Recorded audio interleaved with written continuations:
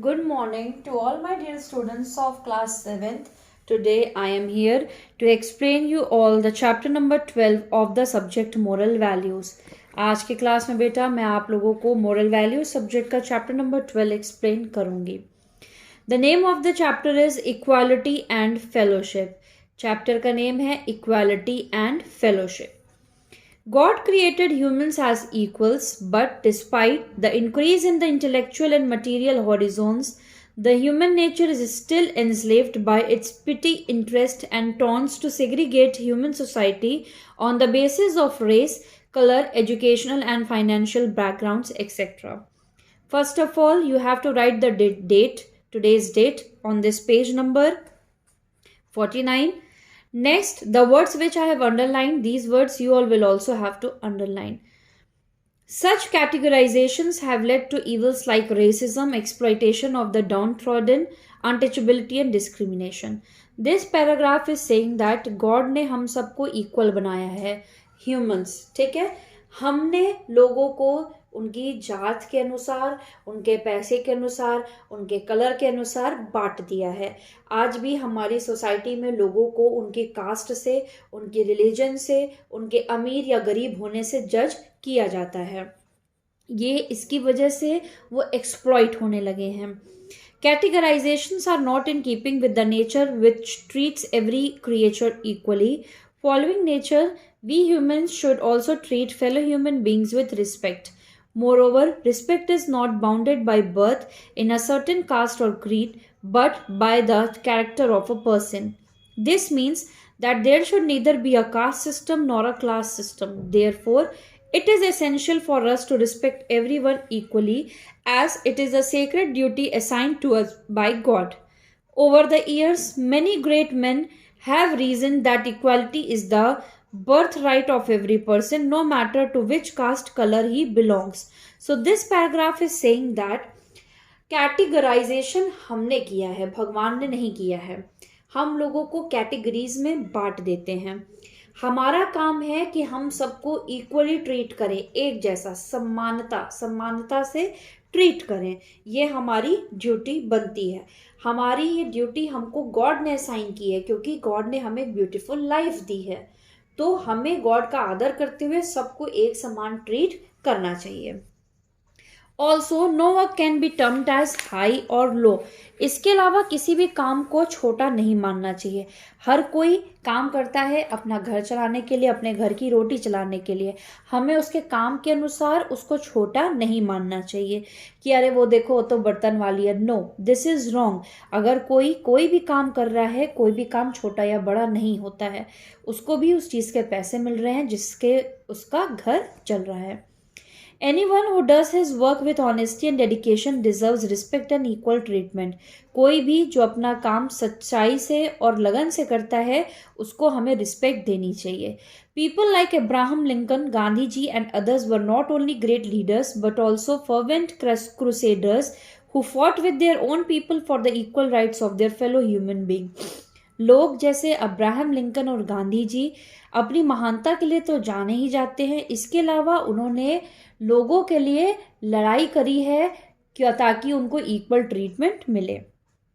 Gandhi ji is known all over the world not only as a believer of non violence but also for his social reforms.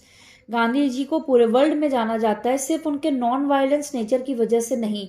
Non violence मतलब लड़ाई झगड़ा ना होना, बल्कि उनकी social reforms की वजह से. He was very concerned about the kind of treatment meted out of the downtrodden by Indians themselves. वो बहुत ही ज़्यादा कंसर्न, चिंतित थे किसके लिए? गरीब लोगों के लिए या छोटे रिलीजन वाले लोगों के लिए जिनके साथ गलत भेदभाव होता था. He used to call the downtrodden as Harijans. वो गरीब लोगों को हरिजन्स के नाम से बुलाते थे. हरिजन का मतलब होता है भगवान के लोग, God's people. He did this not to project them as superior beings but to emphasize the fact that all are equal in the eyes of the Creator. उन्होंने उनका नाम हरिजन इसलिए नहीं रखा कि वो उनको महान दिखाना चाहते थे, बल्कि इसलिए रखा कि वो बाकी लोगों को दिखाना चाहते थे कि जैसे हम हैं हमको वैसा ही बर्ताव इन लोगों के साथ भी करना चाहिए. Here is an episode from Gandhiji's own life where he did not spare even his own wife when it come to equality. यहाँ पे हम गांधी जी के बारे में एक स्टोरी या एक एग्जाम्पल पढ़ेंगे जिसमें ये दिखाया गया है कि गांधी जी ने अपनी वाइफ को भी नहीं छोड़ा था इस टॉपिक के लिए कि आप भी गलत नहीं कर सकते. वो क्या इंसिडेंस था हम इस बात में पढ़ते हैं. Right from the start of the Sabarmati ashram, Gandhi ji admitted the untouchables or the Harijans in his ashram. Gandhi ji ने अपने आश्रम में अनटचेबल्स लोगों को रखा था. He made it clear to everybody that he would not tolerate the social evil of untouchability. और उन्होंने सबको बोल दिया था कि यहाँ पे किसी भी प्रकार की अनटचेबिलिटी नहीं चलेगी. अनटचेबिलिटी क्या होता है? समाज में कई लोगों की ये सोच होती है कि जो छोटे जात के लोग होते हैं अगर हम उनको छू लेंगे तो हम गंदे हो जाएंगे या फिर हमको नहाना पड़ जाएगा. तो ये जो सोच होती है इसको कहते हैं untouchability. Food was made in a common kitchen and clearing of latrines was everyone's task and not that of the lower caste alone. सबके लिए समान खाना बनता था, एक ही किचन में बनता था, एक ही जैसा खाना बनता था और टॉयलेट्स को क्लीन करना सबका काम था. ये नहीं कि सिर्फ छोटी जात वाले ही टॉयलेट्स क्लीन करेंगे. वाइल कस्तूरबा गांधी कौन थी? Kasturba Gandhi was wife of Gandhi ji. Was in South Africa with her husband Gandhi ji. She had followed his wishes and cleaned the chamber pot of a Christian clerk whom she considered an untouchable. But once she came back to India, she resorted to her orthodox ways of treating people in accordance to their caste. Thus, Kasturba Gandhi was not happy when an untouchable family arrived at the ashram and she had to share the kitchen with them. Kasturba Gandhi इस चीज़ से बिल्कुल खुश नहीं थी कि उनके आश्रम में जो है हरिजन लोगों को लाया गया था और वहीं उनके किचन में उनके लिए भी खाना बन रहा था. Gandhi ji was deeply disturbed on seeing Kasturba Gandhi's attitude towards the Harijan family and he decided to admonish her. Gandhi ji asked his wife to either start treating the Harijan family with equality and give up her untouchability prejudice or leave the ashram. Kasturba Gandhi had to accept the Harijan family. Gandhi ji अपनी wife की इस हरकत से बहुत ही दुखी थे, बहुत ही चिंतित थे, डिस्टर्ब थे. उन्होंने अपनी वाइफ को कह दिया कि या तो आप हरिजन फैमिली को समानता से ट्रीट करिए या तो फिर आप ये आश्रम छोड़ के चले जाइए. तो कस्तूरबा गांधी जी के पास कोई ऑप्शन नहीं बचा, उन्होंने हरिजन फैमिली को एक्सेप्ट कर लिया. Gandhiji believed in shattering all the barrier created by man to hold back the nature rights and dignity of fellow human beings. For an equitable society, Gandhiji wanted Indians to shed all the prejudices of caste, creed and religion. He thus became an inspiration for many other, not only in India but all over the world. Gandhi ji बस यही चाहते थे कि जितने भी लोग हैं उनके दिमाग से, उनके दिल में छोटे लोगों के लिए नफरत दूर होने जानी चाहिए और उनको इक्वली ट्रीट करना चाहिए. इस तरीके से अपनी इस सोच की वजह से गांधी जी पूरे वर्ल्ड में फेमस हुए. Martin Luther king JR of USA was one such person who admired. He visited India especially to study the methods adopted by Gandhi ji. Martin Luther King जो हैं वो गांधी जी को पसंद करते थे, उनके सोच विचार को फॉलो करते थे. वो स्पेशली इंडिया आए थे सिर्फ गांधी जी के मेथड्स को सीखने के लिए. Moreover, he himself went on to become a great leader and crusader of equal rights for the people of his race. इसके बाद वो खुद भी इस चीज़ में आगे बढ़े, उन्होंने अपने जैसे लोगों के राइट्स के लिए लड़ाई करी. In one of his stirring speeches, he said, "I have a dream that one day this nation will rise up and live out the true meaning of its creed. We hold these truths to be self-evident that all men are created equal. I have a dream that my 4 children will one day live in a nation where they will not be judged by the color of their skin, but by the content of their character." Overall, Martin Luther King जो हैं वो काले थे. He was not fair, वो गोरे नहीं थे. इस वजह से उनके कंट्री वाले भेदभाव करते थे गोरे और कालों के बीच में. तो इनका एक सपना था कि फ्यूचर में मेरे जो 4 बच्चे हैं उनको इक्वली ट्रीटमेंट मिले, ना कि उनके कलर के अकॉर्डिंग उनको ट्रीटमेंट मिले कि मेरे बच्चे काले हैं तो उनको अच्छा ट्रीटमेंट ना मिले. इस राइट्स के लिए उन्होंने लड़ाई करी और उनका ये ड्रीम सच कैसे हुआ? His dream became a reality when in 1964 at an an act was passed stating segregation of all forms in everyday life is prohibited. Always remember that equality is every man's right, and following the principles of equality is everybody's duty. One must always stand guard against the prejudices of race, caste, creed, and religion. We should also rise above these narrow mindsets and believe in oneness, as all of us have a common blood running through our veins, and it is our utmost responsibility to respect this truth.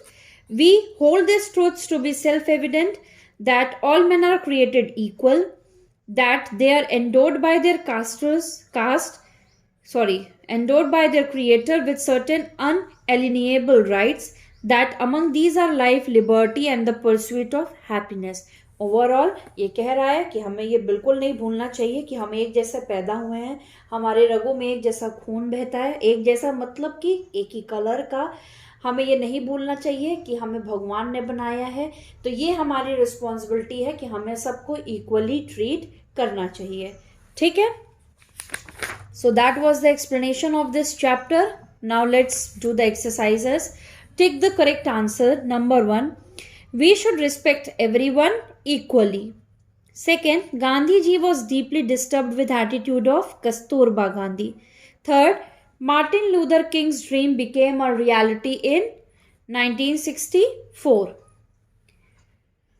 State true or false. Number 1, there should be a caste system in the country. False. Caste system नहीं होना चाहिए. Second, Gandhi ji admitted the untouchables, the Harijans in his ashram. True. Third, Kasturba was satisfied with untouchable family. False. Fourth, Kasturba Gandhi accepted Harijan family. True. Fifth, we should believe in oneness. True. False, true, false, true, true. Let's do the filling the blanks. Number 1, there should neither be a caste system nor a class system. Second, Gandhi ji was known as a believer of non-violence all over the world. Third, he used to call downtrodden people as Harijans. Fourth, Gandhi ji admitted untouchables or the Harijans in his ashram. Fifth, segregation of all forms in everyday life is prohibited. This activity is your homework. This you have to do in the book itself. Imagine and present some formulation or create some symbol and slogan which highlight equality. कोई ऐसी यहाँ पे picture बनाइए या कोई symbol बनाइए या कोई स्लोगन लिखिए जो इक्वालिटी दर्शाता हो, समानता दर्शाता हो. In your question answers, first question में क्वेश्चन नंबर 1 में एक करेक्शन है, इस क्वेश्चन को सही कर लीजिएगा. इस वर्ड नहीं लगेगा. ये सेंटेंस होगा respect is not bounded by birth in a certain caste और क्रीड. ठीक है, ये क्वेश्चन सही कर लीजिएगा. So that's all for the today's class. Chapter number 12 of the subject moral values is over today. Question answers you will get in the homework. Thank you very much.